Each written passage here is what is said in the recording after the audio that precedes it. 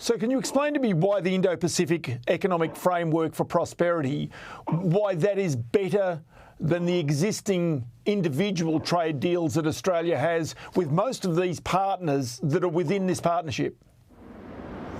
Look, it's all about building on what already exists in terms of our free trade agreements. Southeast Asia is now the fastest growing economic region in the world. By the end of the decade, more than the Southeast Asian economy will represent the fourth largest economy in the world.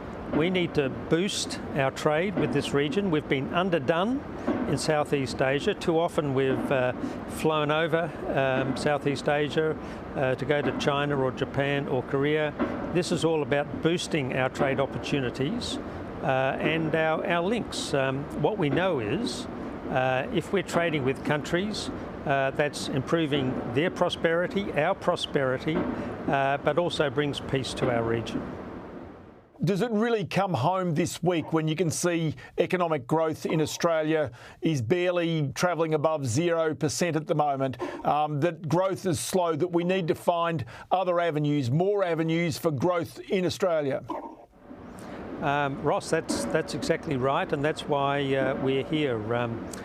The terms of trade, Australia's terms of trade have never been as good as they are in my lifetime. The volume of trade has never been as good as it is at the moment, but we can't rest on our laurels. We've got to keep building that trade opportunity. Trade equals more jobs in Australia, more investment in Australia, and greater prosperity. If we want to get that figure higher, we need to boost our trade. It's all about trade diversification. It's about trading with our nearest trading neighbours. We have products that these countries want. We have to ensure that we are supplying their needs. I've brought with me Australian companies with $2.5 trillion under management. This is the biggest group of Australian investors ever to come to Southeast Asia. There are great opportunities to boost our trade. We need to take advantage of them. So many people have also described this as the Asia-Pacific's response to the Belt and Road Initiative by China to make certain that small and developing countries get the infrastructure, get the support over cybersecurity and a range of other issues that they otherwise might seek to get from China. Again, is that the way you would portray this? The way I would see this, Ross, is that this is an opportunity for the United States, with our support, to re-engage in the fastest growing economic area of Australia in the world. Australia is perfectly positioned to take advantage of this because of our geography. We need to make sure that America stays engaged in our region, but that we play our role in ensuring that we increase investment and increase prosperity in our region. And I know you've had sideline discussions with the US Commerce Secretary, Gina Raimondo. Is that the way she sees it as well, that the US can also participate in various ways to help some of these emerging countries? Ross, I'm absolutely certain that that's the way Secretary Raimondo views this. The Americans have been keen to push this agreement. It's taken less than 2 years to come to fruition. So normally these agreements take sometimes decades. Sometimes they never come to pass. But under Secretary Raimondo, she has pushed this issue, and this afternoon I'll be signing an agreement to a number of agreements that reflect the hard work that the Americans have put into this Indo-Pacific agreement. I mentioned cybersecurity earlier, and that clearly is of paramount importance to Australia and many of these other developing countries right now.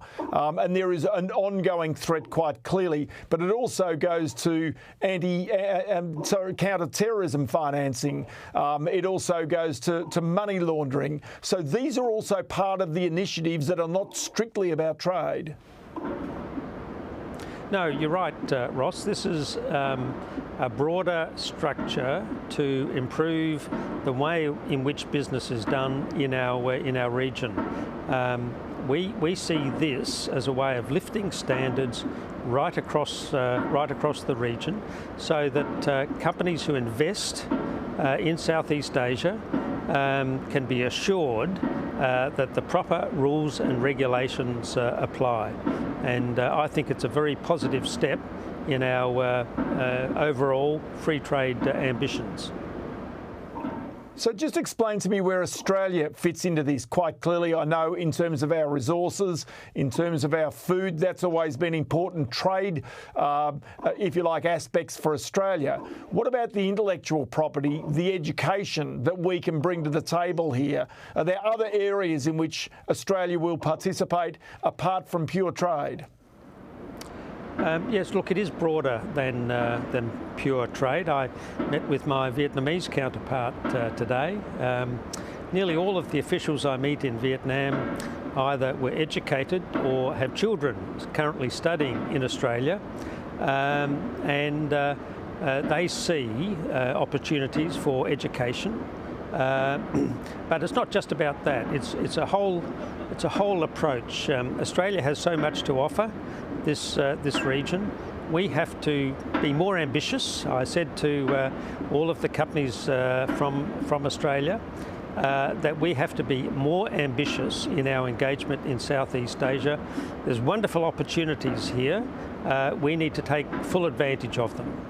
And just one other aspect of the framework is that it is difficult for any country to immediately withdraw. That is important. It requires 3 years' notice at least before any country will back down from this agreement once made. Yes, look, we've ensured that if you're going to sign up to this ambitious agreement, then you've got to make a future commitment to staying involved. That's what Australia will do. I believe this agreement will have bipartisan support in Australia, but we have the same expectations of all of the other companies all of the other countries that are going to sign up to this agreement. Just a final one before I let you go. The Indian election has obviously been held over the past 6 weeks. Narendra Modi, with some support, is going to continue as its Prime Minister. Quite clearly, India is one of the fastest growing areas of trade for Australia. It's a part of this agreement as well. Just explain the mood around that and the opportunities that might be there for Australia. Look, I think there are wonderful opportunities. I've met with the Indian representatives here today. They're very confident that the progress we've already made, both in terms of IPEF, but more particularly in terms of our bilateral trade agreements, will continue.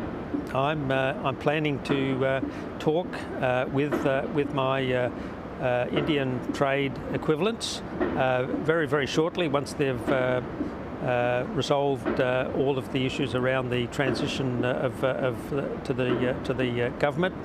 I'll be working with them to ensure that we continue the progress that we have made on a free trade agreement with India, and the mood around the room is very much that that good progress that we've made will continue with India. Don Farrell, always good to chat to you from Singapore. Many thanks for your time today. Thanks, Ross.